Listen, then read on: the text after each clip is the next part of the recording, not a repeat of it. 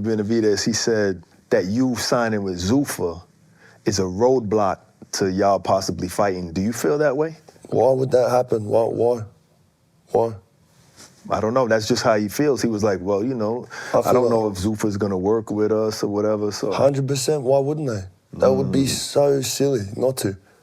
That's the biggest. If he wins this fight and we have a unification fight, why would anyone not have that on? Right. Why would any promoter, the only reason they wouldn't have it on is if promoters were like, no, I'm doing it, no, I'm doing it. And they lose track of what the fucking most important thing is, and that's a unification But that can fight. happen, though. Maybe because the sanctioning bodies don't want to acknowledge Zuffa boxing events. You guys, that was a clip that I just showed you from Opetaia a few days ago, talking about the possibility of him not getting the David Benavidez fight, the WBC light heavyweight champion who's fighting for the cruiserweight titles right now in the cruiserweight division against Ramirez, the WBO and WBA unified cruiserweight champion. David Benavidez said, I don't know if this fight can actually happen due to the fact that Jai is signed over to Zuffa Boxing. And Jai says, why would that be an issue? Why would that be an issue? Well, the IBF has decided that they are going to strip Jai Opetaia and that they are not sanctioning the fight against Brandon Glatton on Sunday night. The second the fight happens, Jai Opetaia is being stripped. He has to vacate the bout. Who else will get behind this type of movement? Will the WBO, will the WBA follow what the IBF just did, which is not acknowledge and not sanction, not allow, at least in your rules, for your fighter, in this case Jai Opetaia, to compete in any Zuffa boxing events? What if the WBO and the WBA decide to do this as well?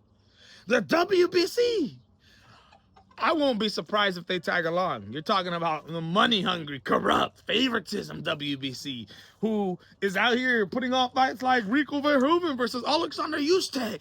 I guarantee you Mauricio Sulaiman will get behind one of his WBC champions fighting in a Zuffa Boxing promotion event. Now, not signing over to Zuffa Boxing, but let's just say they have a ring card times Zuffa Boxing and, you know, they're putting it on Netflix and we got a WBC champion that's going to be involved. I don't think Mauricio Sulaiman is going to keep his fighter out of that and not sanction the fight because the dude's corrupt. Let's be real. The dude sees money signs. And if you're talking about millions and millions of dollars, instead of charging you that $100K, guess what we're going to do? Charge you $300K.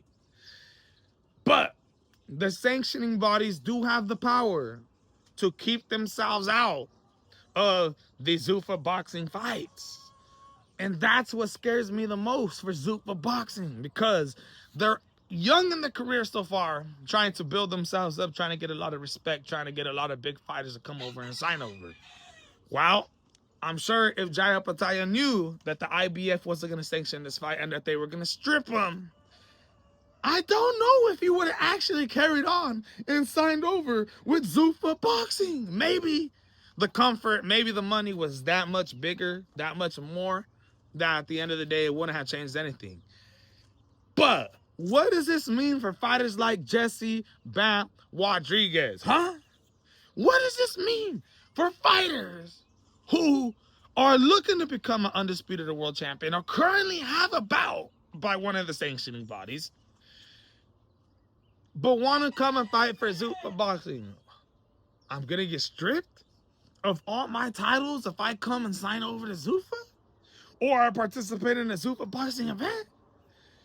Wow, man. This is where the power struggle is going to come into play, because the sanctioning bodies do have this power.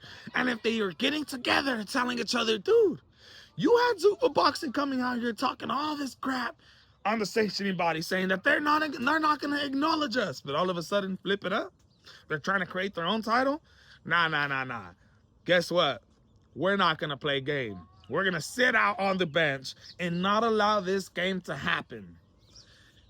What does this mean for Zuffa Boxing and future fighters that are still looking to be involved with the sanctioning bodies. Does that mean that Zuffa Boxing just lost a lot of fighters?